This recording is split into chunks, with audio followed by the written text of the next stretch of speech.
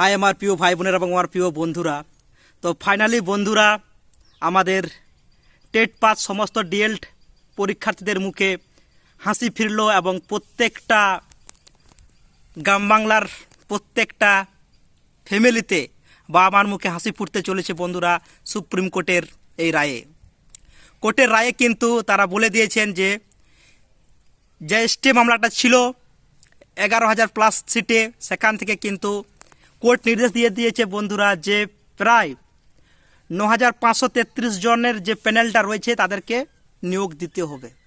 অর্থাৎ পর্ষদের এখন যা শুধুমাত্র তাদেরকে নিয়োগপত্র হাতে দিলেই হলো এবং তাদের চাকরি বলতে গেলে পুরোপুরিভাবে পাক্কা হয়ে গেল বন্ধুরা।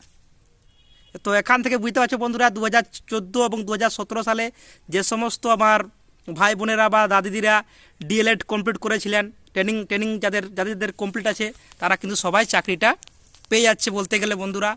আর এখন কোশ্চেন আসছে যে বন্ধুরা, যে 2020 এবং 2022 সালে যে সমস্ত টেট পাস প্রার্থীরা যারা ডিএলএড ডিগ্রি কমপ্লিট করেছিল কিন্তু ওই সময় ইন্টারভিউতে তারা বসেছিল, বাট তাদের ডিগ্রি যেহেতু হাতে আসেনি তাই তারাও কিন্তু যে বাকি যে 2000 সিট রয়েছে সেই 2000 সিটে কিন্তু তারাও কিন্তু কম্পিটিশন করতে পারবে এবং তাদেরও নিয়োগ কিন্তু 6 সপ্তাহের মধ্যেই দিতে হবে পর্ষদকে। অর্থাৎ একটা জিনিস স্পষ্ট হয়ে গেল বন্ধুরা যে মোটামুটি ফাইনালি হাসি ফুটতে চলেছে সমস্ত ডিএলএড প্রশিক্ষণপ্রাপ্ত আমাদের প্রাইমারি মানে যাদের ইচ্ছে ছিল প্রাইমারি টিচার হওয়ার, তা তাদের মুখে সবার মুখে হাসি ফুটতে চলেছে। যারা টেট পাস করেছিল এবং যাদের ডিএলএড ডিগ্রি কমপ্লিট হয়ে গেছে তারা কিন্তু সবাই বলতে গেলে চাকরিটা পেতে চলেছে বন্ধুরা। এখন কোশ্চেন হচ্ছে যে 2022 সালে যে সমস্ত আমার ভাই বোনেরা বা দাদিরা রয়েছেন তাদের ক্ষেত্রে ঠিক কত ভ্যাকেন্সি আসতে চলেছে আগামী দিনে এবং তাদের চাকরি পাওয়ার সম্ভাবনা ঠিক কতটা, এই নিয়ে আজকের এই ভিডিও বন্ধুরা। বাট তার আগে একটা কথা বলে রাখি বন্ধুরা, আমি প্রথম থেকেই বলে আসছি, পদ একটা এমন জিনিস বন্ধুরা না, পদের জন্য সবাই সব কিছু ত্যাগ করতে রাজি আছে। কারণ পদ থাকলেই তার পাওয়ার থাকবে, তার শক্তি থাকবে, তার সমস্ত একটু জেড থাকবে, বাট পদ যদি না থাকে তার কিছুই থাকবে না। অর্থাৎ পদের জন্য কিন্তু মানুষ সব কিছু করতে পারে।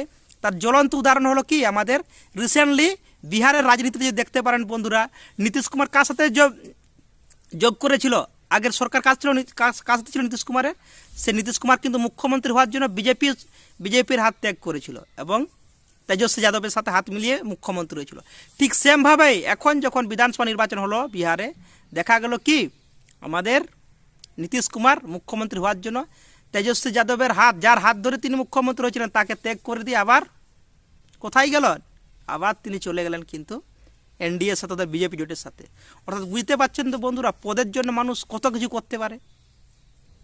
আমরা হচ্ছি বলির পাঠা জাস্ট মাত্র, আমরা জনগণ বা আমরা যে মানে এডুকেটেড যে সমাজ, আমরা হচ্ছি বলির পাঠা একমাত্র, এবং আমরা বলির পাঠা হয়ে সারা জীবন হয়তো আমাদেরকে কাটিয়ে দিতে হবে যদি না আমরা আমাদের নিজের এটার প্রতি, অর্থাৎ নিজের যে ভোটের যে পাওয়ারের ক্ষমতা যদি আমরা না জানি বন্ধুরা, তাহলে কিন্তু আমাদেরকে প্রতি বছর এরকম মুরগা হতেই হবে ইঁদুরের মতো।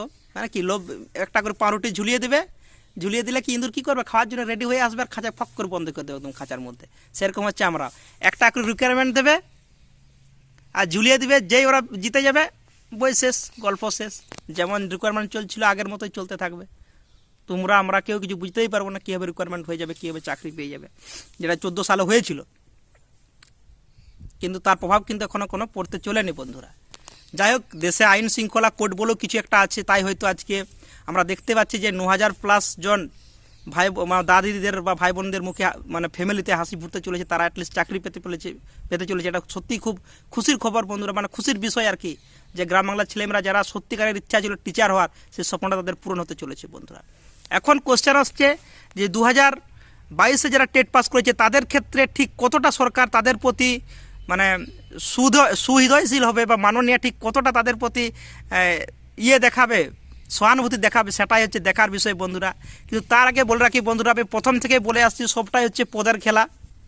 তাই এই লোকসভা ভোটের আগে হয়তো এই যে রিক্রুটমেন্ট প্রসেসটা দিচ্ছে 11,000 প্লাসে, এটাই হয়তো শেষ হয়ে থাকবে এবং একটা আশ্বাস দিয়ে রাখবে তারা যে 2022 সালের টেট রিক্রুটমেন্টে খুব দ্রুতই আমরা বিজ্ঞপ্তি প্রকাশ করব, তোমাদের চিন্তা করার কোনো দরকার নেই, যে সমস্ত মামলাগুলো আছে এগুলো উঠে যাক, অটোমেটিকভাবে আমরা তোমাদের ফ্রেশ রিক্রুটমেন্ট দিব।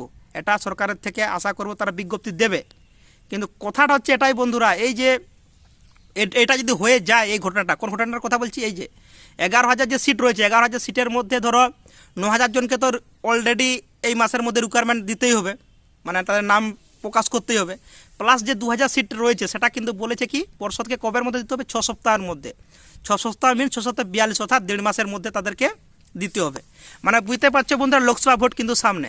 তো তারা এই দেখবে এই জিনিসটাকে নিয়েই হয়তো তারা কাটিয়ে দিল, এই জিনিসটা নিয়েই তারা কাটিয়ে দিল, এই রিকোয়ারমেন্টটাকে নিয়ে। এবং এই রিকোয়ারমেন্টটা এমনভাবে তারা করবে যাতে প্রত্যেকটা গ্রামের জায়গাগুলোতে, জেলার জায়গাগুলোতে যাতে একটা পজিটিভ ভাইব তৈরি হয়ে যায়। কি পজিটিভ ভাইব তৈরি হবে? যে সরকার স্টুডেন্টদের পক্ষে আছে, সরকার চায় টিচার নিয়োগ হোক, কিন্তু সামান্য কিছু বিরোধী দলদের চক্রান্তে তারা এই টিচার রিকোয়ারমেন্টটা করতে পারছে না। এটা তারা একটা কিন্তু পরিবেশ করার চেষ্টা করবে আর কি, এই পরিবেশটা। বাট তারা সবসময় চাইবে কি যে সরকার ছাত্রদের পক্ষে আছে, ছাত্রদের কথা শুনতে চাইছে, তারা রিকোয়ারমেন্ট দিতে চাইছে, বাট কিছু রাজনৈতিক দলের চক্রান্তে আমরা সেটা দিতে পারছি। বাট একটা জিনিস মাথায় রাখবো, দুর্নীতি হলে তো স্বাভাবিক, সবাই সরব হবে এবং এটা হওয়া উচিত এই গণতন্ত্রে।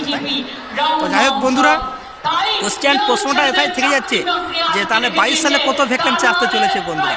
তো আমি একটা কথা আপনাদেরকে 100% বলতে পারি বন্ধুরা, যদি এই লোকসভা নির্বাচনে যদি পরিবর্তন আসে আমাদের রাজ্যে, ঠিক আছে, আমি একবারও বলছি না যে কেন্দ্র সরকারকে দাও বা রাজ্য সরকারকে দাও, যাকে ভোট দাও না বন্ধুরা, নিজের ব্রেনটাকে একটু কাজে লাগিয়ে দেবে। কারণ আমরা অলরেডি 2014 সালে ইউজ হয়ে এসেছি, সেন্ট্রাল বলো বা রাজ্য বলো, ঠিক আছে, মানে প্রত্যেকবার আমরা ইউজ হয়েছি, 2019 সালেও আমরা ইউজ হয়ে এসেছি।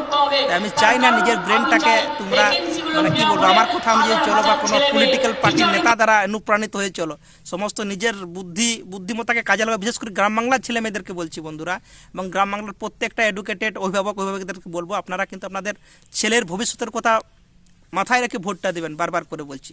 কারণ এই ভোটের মধ্যেই কিন্তু খেলা রয়েছে বন্ধুরা, পদ হারানোর ভয় রয়েছে। আর পদ হারানোর ভয়টা যদি তার মধ্যে এসে যায় তাহলেই কিন্তু সে রিকোয়ারমেন্ট দিতে বাধ্য হবে। বাট যদি পদ হারানোর ভয়টা যদি না থাকে বন্ধুরা, তাহলে কিন্তু ভ্যাকেন্সিও বেশি আসবে না। তাই ভ্যাকেন্সিটা ডিপেন্ড করছে কিসের উপর? পদ হারানোর ভয়টা তার মধ্যে কতটা সৃষ্টি হচ্ছে সেটার উপর ডিপেন্ড করছে ভ্যাকেন্সি কত আসবে। যদি দেখা যায় লোকসভা ভোটে তারা ধরাশয়ী হয়ে গেছে, ঠিক আছে, বা তাদের ভোটের ধরো যেখানে 60% ভোট আসার কথা ছিল তাদের কিন্তু সেখানে দেখা যাচ্ছে যে 30% ভোট এসেছে, তাহলে কিন্তু ধরে রাখো বন্ধুরা 2022 সালে টেট পাসদের পরীক্ষার্থীদের জন্য বা 2023 সালে যে সমস্ত আমার ভাই বোনেরা পাস করবে তাদের জন্য কিন্তু প্রচুর সংখ্যক সিট আসতে চলেছে এবং সেখানে কিন্তু ফ্রেশ রিক্রুটমেন্ট হওয়ার সম্ভাবনা রয়েছে। বাট যদি রাজ্যে কোনো পরিবর্তন না আসে বন্ধুরা, তাহলে আমি বলে দিলাম বন্ধুরা, এই যে আজকে যে এই যে 11,000 প্লাস সিটের যে পজিটিভ ভাইবটা তৈরি হয়েছে, এই পজিটিভ ভাইব দিয়েই তারা হয়তো লোকসভা ভোটটা চালিয়ে দেবে এবং পরবর্তীকালে যে বিধানসভা ভোটটা আসবে সেখানেও এইরকমের রিকোয়ারমেন্ট হবে, বেশি কিন্তু ভ্যাকেন্সি আসবে না। খুব বেশি আসলো, মানে কী বলবো, খুব বেশি আসলো 20,000 মতো দেখতে পাবো। বাট যদি রাজ্যে পরিবর্তন হয়ে যায়, অর্থাৎ লোকসভা ভোটে যদি আমরা পরিবর্তন দেখতে পাই বন্ধুরা, তাহলে কিন্তু একটা জিনিস মাথায় রাখবে বন্ধুরা, 2025 বা 2026 যে বিধানসভা ভোটটা হবে, সেই ভোটের আগে কিন্তু আমরা দেখতে পাবো প্রাইমারি টিচার রিকোয়ারমেন্টে, যেহেতু পঞ্চম শ্রেণীটা যুক্ত হচ্ছে এখানে, অতএব বন্ধুরা এখানে কিন্তু প্রায় মিনিমাম ধরে রাখো বন্ধুরা 30,000 প্লাস ভ্যাকেন্সি কিন্তু আপনারা দেখতে পাবেন এবং সবাই চাকরি পেয়ে যাবে, এইটুকু আমি আশা রাখবো, ঠিক আছে। তো আজকের ভিডিও এই পর্যন্তই বন্ধুরা। ভালো লেগে থাকলে অবশ্যই ভিডিও লাইক করো, শেয়ার করো, কমেন্ট করো, সাবস্ক্রাইব করো এবং আমি যে কথাগুলো বললাম একটু বোঝার চেষ্টা করো বন্ধুরা, কারণ অনেকবার আপনারা মুরগা হয়েছেন, আমি চাই না বারবার ধরে আপনারা মুরগা হন। বিশেষ করে গ্রাম বাংলার ছেলেমেয়েদের কথাদেরকে বলছি বন্ধুরা, আপনারা হয়তো বিশাল কনফিডেন্স আছেন, আমার রেজাল্ট এত ভালো আছে, চাকরি পেয়ে যাবো, বাট রিকোয়ারমেন্টটা কোথায় কী হবে, কেমন করে হয়ে যাবে না, আপনারা বুঝতেও পারবেন না। তাই এই জিনিসটাকে একটু কাজে লাগান, পদ হারানোর ভয়টা তাদের মধ্যেও তৈরি করুন, যে আমরা যদি ফ্রেশ রিকোয়ারমেন্ট না পাই কিন্তু পদ আপনিও হারাতে পারবেন, কারণ আপনার পদটা আমাদের এটার উপর ডিপেন্ড করছে বন্ধুরা, ঠিক আছে। আমরা যদি এটা না দিই আপনাকে, আপনি কিন্তু পাওয়ারলেস হয়ে যাবেন। এই ভয়টা তাদেরকেও দেখিয়ে দিন, দেখবে রিকোয়ারমেন্ট সব আসবে এবং প্রত্যেকটা রিকোয়ারমেন্ট ফ্রেশ হবে বন্ধুরা, এটা মাথায় রেখো। ভালো থেকো বন্ধুরা, সবার মুখে হাসি ফুটুক এবং 2022 সালের টেট পাস পরীক্ষার্থীরা অনেক দূর এগিয়ে যাক, সবাই চাকরি পাক, প্রত্যেকটা বাবা মায়ের স্বপ্ন পূরণ হোক, এটাই আমি চাইবো বন্ধুরা। আর এবং বারবার বলছি বন্ধুরা, যেহেতু সামনে ভোট আছে, তাই এবার কিন্তু প্রচুর চাকরির পরীক্ষা ভ্যাকেন্সি বেরাবে, পঞ্চায়েতে বলো, রেলে বলো, সমস্ত চাকরির ক্ষেত্রে ভ্যাকেন্সি বেরাচ্ছে। তাই সবাই মন দিয়ে পড়াশোনাটা করো এবং ফাটিয়ে পড়াশোনাটা করো নিজের বাবা মার জন্য, নিজের ফ্যামিলির জন্য, এবং নিজের ফিউচারের জন্য, যাতে তুমি তোমার স্বপ্নকে পূরণ করতে পারো। ভালো থেকো বন্ধুরা, টাটা।